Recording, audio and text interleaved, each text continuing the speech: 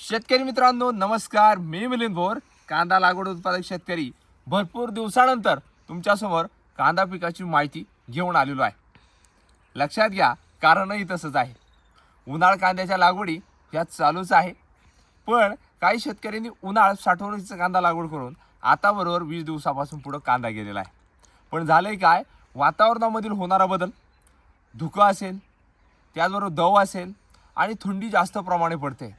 एकंदरीतच कांद्याची जोमदार जबरदस्त वाढ झाली पाहिजे.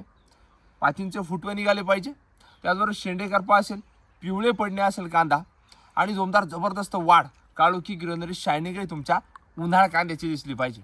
यासाठी उन्हाळ कांदा पिकाला येऊन आलेलो आहे पहिली महत्त्वाची फवारणी.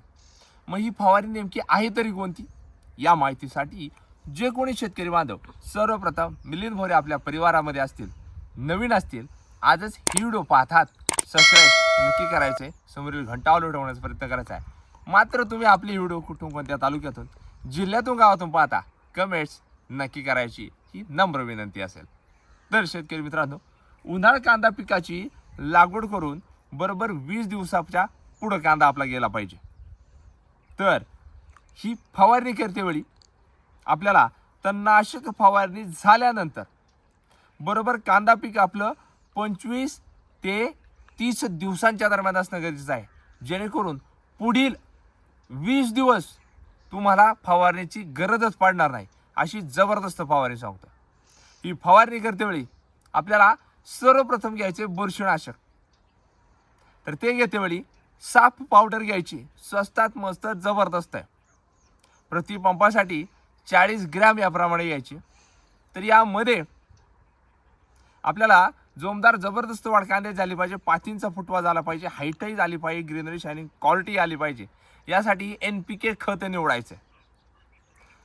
ICLची 11-36-24 ग्रेड घ्या. प्रति पंपासाठी 100 ग्रॅम आणि एकरी 1 किलो याप्रमाणे घ्यायचे.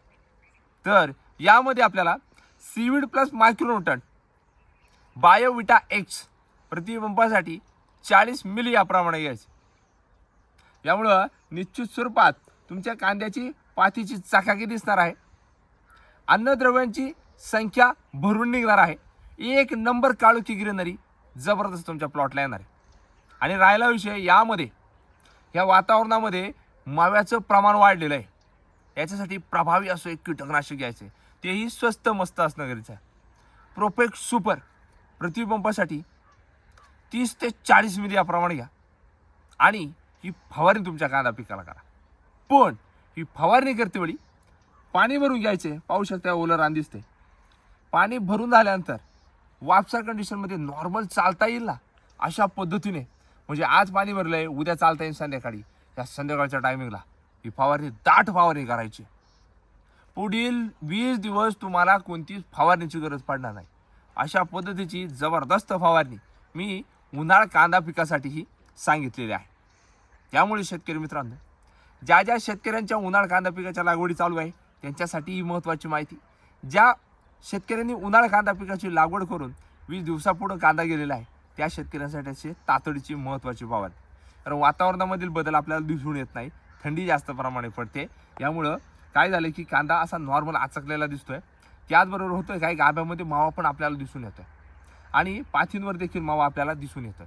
याच्यासाठी ही मस्त आणि जबरदस्त प्रभावी फवारणी. ही जर आपली माहिती आवडली, अजून देखील मिलिंद भोर यूट्यूब चॅनलला सबस्क्राईब केलं असेल ना, सबस्क्राईब नक्की करायचं, समोर घंटा ऑल ठेवण्याचा प्रयत्न करायचा आहे. तुम्ही आपली ही व्हिडिओ कुठून, कोणत्या तालुक्यातून, जिल्ह्यातून, गावातून पाहता, कमेंट्स नक्की करा. धन्यवाद. जय जवान, जय किसान.